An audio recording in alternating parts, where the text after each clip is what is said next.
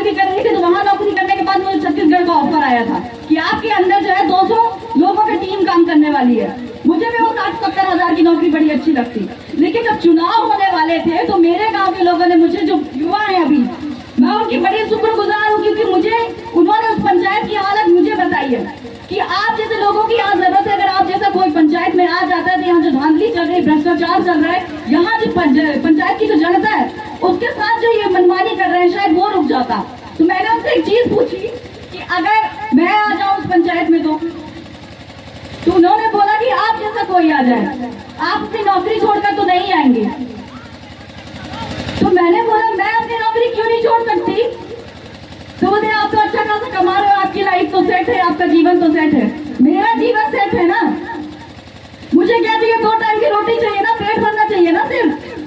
तो मेरा पेट तो पंचायत में रह के भी भर जाएगा, मुझे रोटी कमानी आती है। लेकिन इन लोगों के साथ इनका आवाज उठाएगा कौन? इनकी आवाज उठाने वाला तो कोई चाहिए। पंचायत में लोगों को बदलने से कोई चीजें सॉल्व नहीं होती, कुछ हल नहीं होगा। आपको क्या करना पड़ेगा? पूरी व्यवस्थाएं बदलनी पड़ेगी। व्यवस्था कैसे बदलेगी? आप मंचों में चढ़ के भाषण नहीं दे सकते हो कि आपको संस्कृति बचाना है, आपको रीति रिवाज बचाना है, आपको आपके आदिवासियों के लिए लड़ना है। आपको मैदान में उतरना पड़ेगा, आपको जमीन में उतर के बताना पड़ेगा कि ऐसे काम करना है, ये बताना है। वरना वो दादा प्रेमचंद मरावी 45-46 साल से जो आपके लोगों के लिए जो काम कर रहे हैं, उनके पास नौकरी नहीं थी क्या? उनको यूनिवर्सिटी से जब ऑफर आया था पढ़ाने के लिए, वो कोई जानता हो नहीं जानता, वो हिस्ट्री से एमए है, उनको यूनिवर्सिटी से ऑफर था, ये भी किसी असिस्टेंट प्रोफेसर और शायद किसी यूनिवर्सिटी में आज वो कुलपति होते।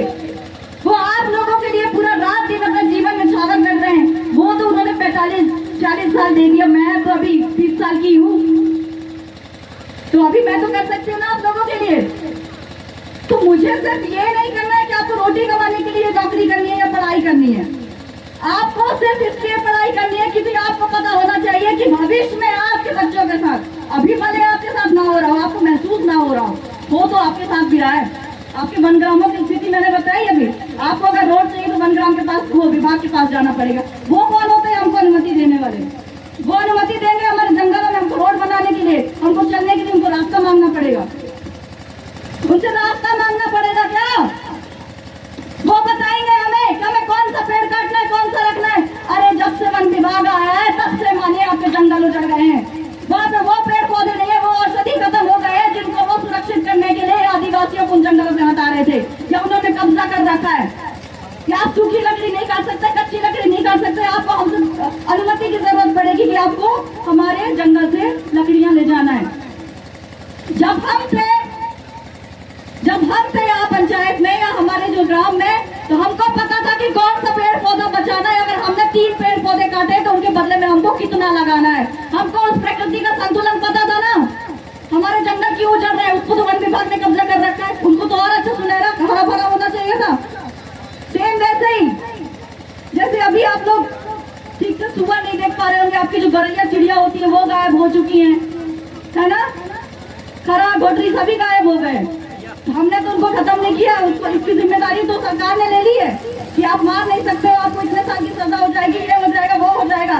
तो अब तो खरा भटरी और ये सारी जो चीजें आपको तो आंगन में दौड़नी चाहिए ना।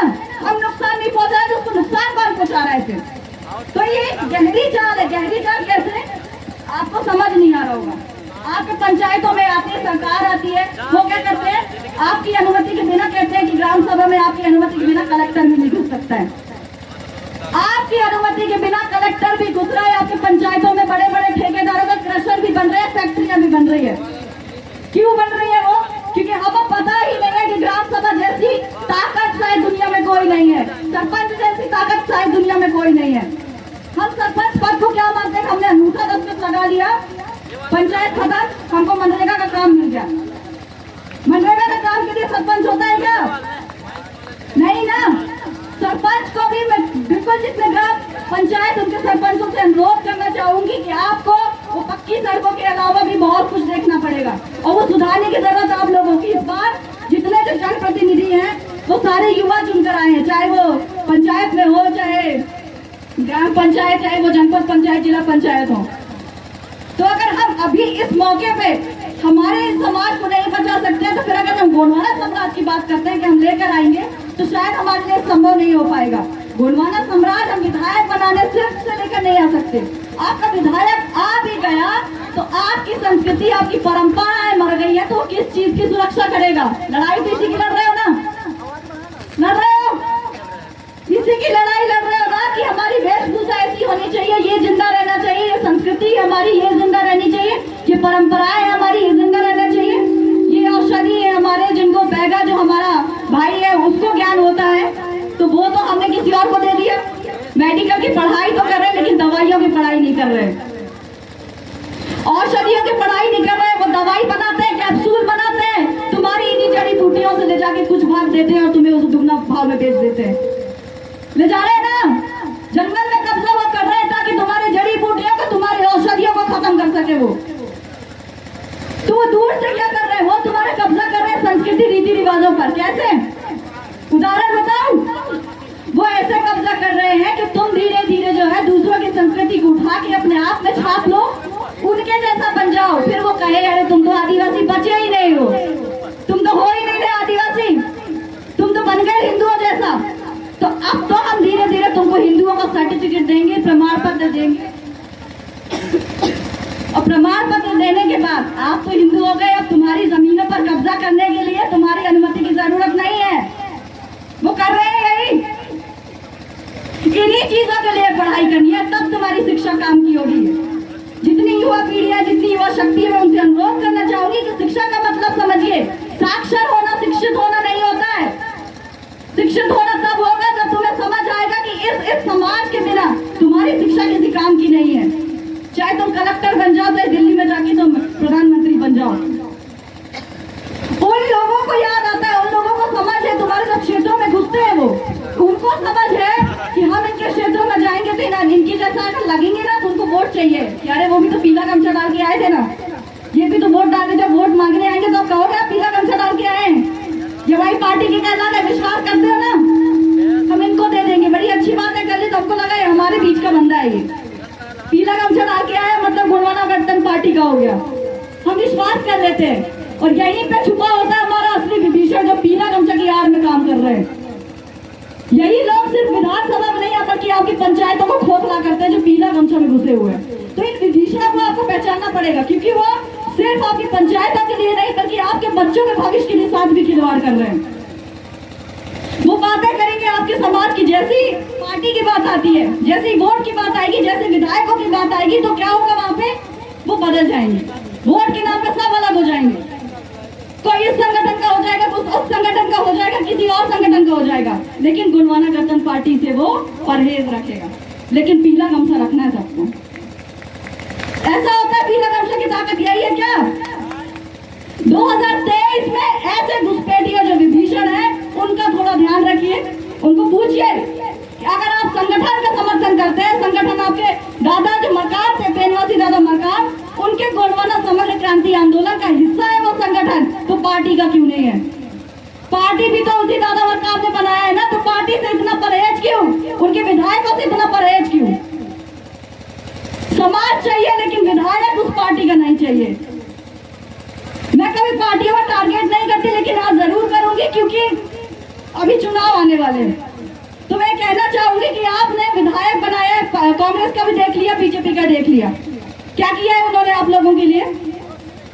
अरे भाई, तुम चापुरा में जाओगे तो ठीक से पहचानेंगे भी नहीं वो कौन सी ग्राम पंचायत के, कौन से क्षेत्र के हो। तो ऐसा किसी को चुनो जो तुमको जानता हो, तुम उसको जानते हो, पहचानने लगे हो ना क्षेत्र के लोगों को।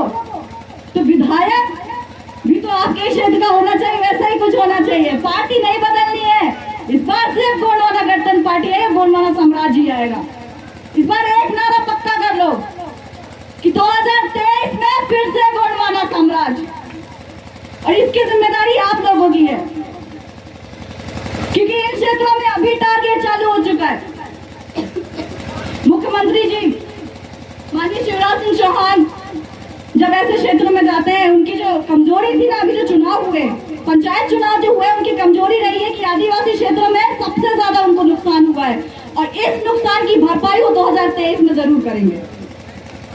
इस नुकसान की भरपाई 2023 में करेंगे, उनको